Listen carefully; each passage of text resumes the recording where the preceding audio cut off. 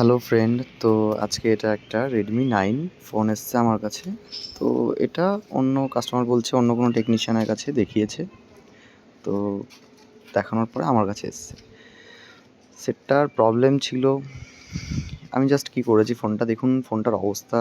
আমার বলার উদ্দেশ্য এটাই যে, যে কোনো টেকনিশিয়ান কাজ করার আগে একটু ধ্যান দিয়ে যদি কাজ করে তাহলে আর এত প্রবলেম হয় না। দেখুন বোর্ডের অবস্থা কীরকম।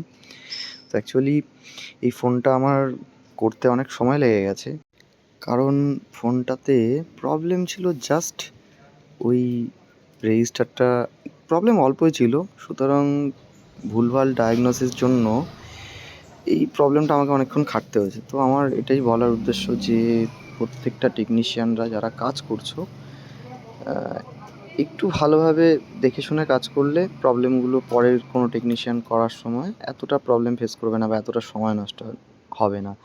কারণ আমাদের এই লাইনে প্রবলেম অনেক রকম হয়। তো যেখানে প্রবলেম সেখানে যদি ঠিকঠাকভাবে কাজ করা যায় তো এত সময় লাগে না, মানে সহজ হয় কাজটা।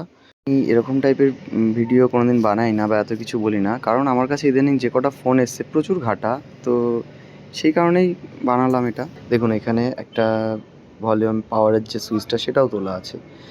তো আমার বলার উদ্দেশ্য এটাই যে ভালো কাজ করতে গেলে একটু নলেজ ঠিকঠাক নেওয়া উচিত, থাকা উচিত।